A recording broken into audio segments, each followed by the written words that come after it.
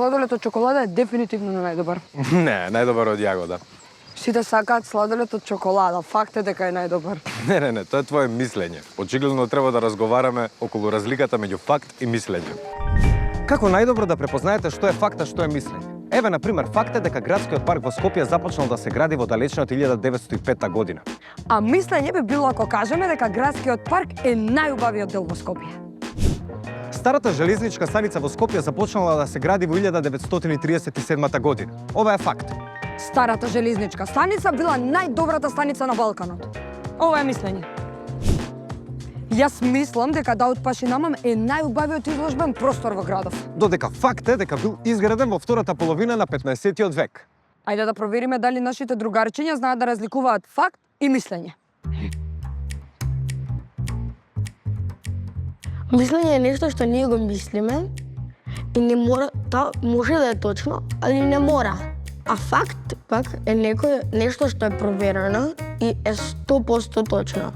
Ако некоја мисла што е вистинска и потврдена дека е точна. Да, мисла е како ти што мислиш на сам себе. Како што мислиш ти. Факт е нешто што е како вистинско, а мислење е како некој што кажува што Отприлика, што мисли. Да. Факт е нешто што е точно и потврдено, Да. а мислење размислување. Многу е важно да знаеме да препознаеме што е факт, а што е мислење. И исто е важно да знаеме разликата помеѓу факт и мислење, посебно кога читаме текст или гледаме видео со одржина на медиумите. Еве неколку совети за како полесно да откриеме што е факт, а што мислење. Факт е изјава која може лесно да се провери дали е точна или не. Например, фудбалскиот тим Вардар денес победи со 3-0. Точноста на мислењето не може да се потврди или провери. Например, Вардар сигурно ќе биде шампион. Ако за нешто може да дебатираме, тогаш тоа е мислење. Ви текнува на сладоледот од почетокот на нашиот разговор? За тоа може да се дебатира. Може да го смениме нашиот став за некои работи и тоа исто така представува мислење. Ако нешто предвидуваме, тоа е мислење.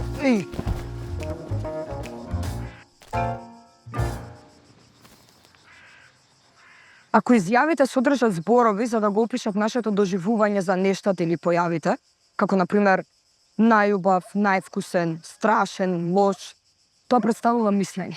Ако пак користат зборови како највисок, најтежок, постар, тогаш тоа е нешто што може да се провери и најчесто станува збор за факти. А фактите може да се потврдат со доказ. Кога новинарите пишуваат вести, треба да се служат исклучиво со факти, но дозволено е да пренесат туѓо мислење само ако точно наведат чие е тоа мислење. Но затоа има посебни формати како колумни, коментари, дебатни емисии каде новинарите можат да го кажат своето мислење или став за нештата. Често пати се користат факти за да се подкрепи некое мислење. Може би на вести ќе чуете нешто како ова е првиот македонски анимиран филм, но ако некој изјави ова е најдобриот македонски анимиран филм, тоа секако е само негово мислење. Луѓето често користат факти кои одат во прилог на нивното мислење, а ги избегнуваат оние кои не им одговара. Затоа е важно да знаеме кои информации се вклучени, а кои испуштени. Проверувајте ги фактите, анализирајте ги мислењата. Јас сепак мислам дека сладолед од чоколада е најдобар. Тој како факт. Ништо не научи.